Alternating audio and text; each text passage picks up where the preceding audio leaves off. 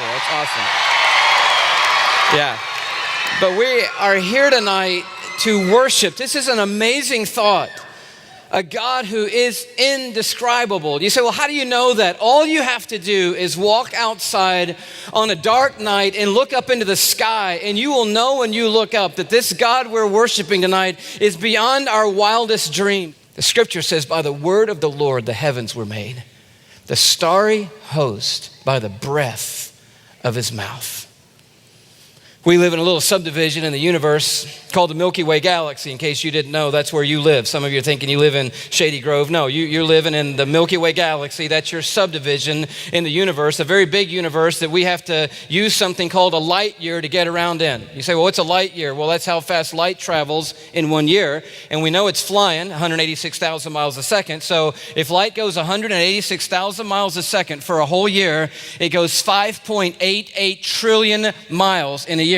And that's the measurement, or one of the main measurements we use to get around in the universe that God has created. That's how big it is. The foot, not going to help you in God's universe. The yard, of no value to you whatsoever in God's universe. The mile, insignificant. The kilometer, Matt, not going to help you getting around in God's universe. We have to use a ruler that is 5.88 trillion miles long to measure things in God's universe.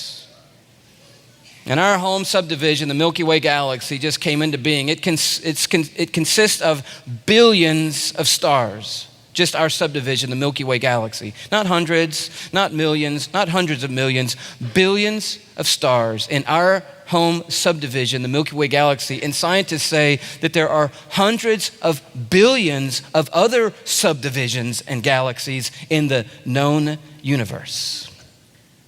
This shot is where we live.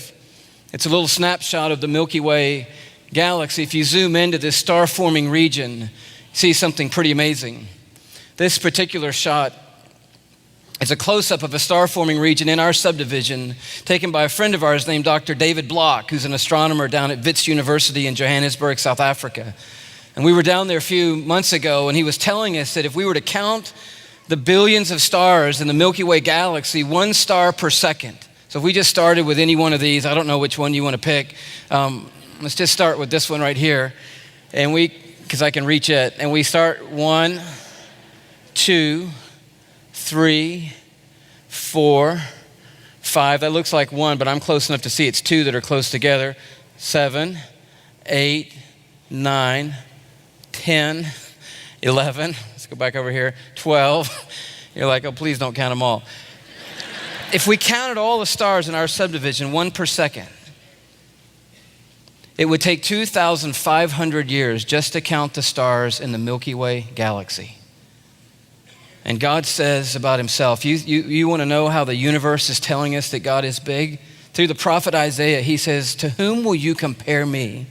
And who is my equal, says the Holy One. Lift your eyes to the heavens. Who created all of these?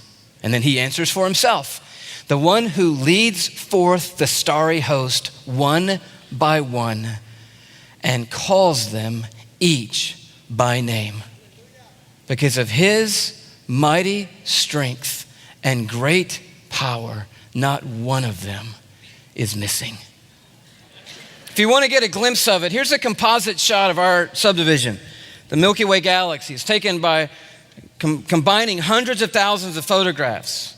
Obviously, we haven't managed to get outside of the Milky Way galaxy to take a picture of it, but NASA folks are pretty sure that's what it looks like. It has a barred nucleus. It's a barred spiral galaxy. And you're like, wow, that's pretty cool. Yeah, it's 100,000 light years across. So if you want to go visit your neighbors on the other side of the subdivision, you just have to go 186,000 miles a second for 100,000 years, and boom, you're at their house.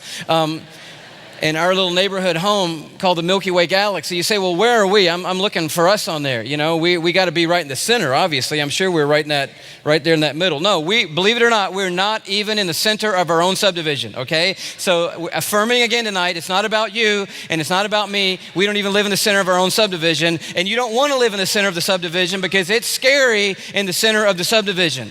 You say, well, where do we live? Well, we live way out between a couple of the spiral arms. You don't want to live in there either because that's dangerous Paris territory inside the bands. We live in that little clear zone between a couple of the bands, about 2/3 of the way out. We're living somewhere about there.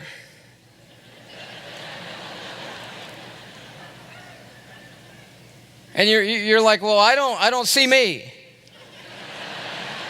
No, because we couldn't put a mark on the diagram that you could see that would be the right relative size to our solar system. You know, that's our little cul-de-sac in the subdivision, that we couldn't even put our solar system on here in relative size to the Milky Way galaxy for you to see. It's that small inside the Milky Way galaxy. Scientists say our solar system is the size of a quarter, and the Milky Way galaxy is the size of the North American continent. So our whole solar system is a quarter in the size of an area as big as the North American continent. We're not that consequential in our own subdivision called the Milky Way galaxy. And somewhere in there is a star, one of these billions of stars. It's not the biggest, the baddest, the brightest. It's just one of the stars of the billions of stars. We call it the sun, and around it tonight are orbiting these balls, one of which is called Earth.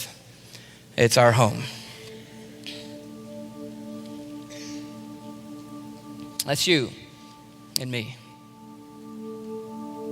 No, I'm not trying to make you feel small. I'm trying to help you see that you are small.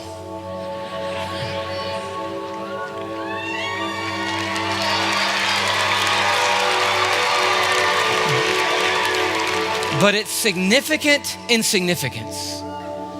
Because as tiny as we are known and prized by Majesty, who sent for us and loves us and knows us, even though we are teeny tiny little bitty people on a little bitty speck floating through the vast cosmos that he has made. Just like he could name every star as he called them into being and put them in their places. He could start in this building tonight all the way up in the top with you right there, and he could call you by your name, and he could move to you and call you by your name and you by your name, and the great creator of all the heavens and the earth could move through this auditorium and call every single person in this building by name tonight. He knows us and is aware of us and loves us and has come to invite us into a relationship with him that will never ever end.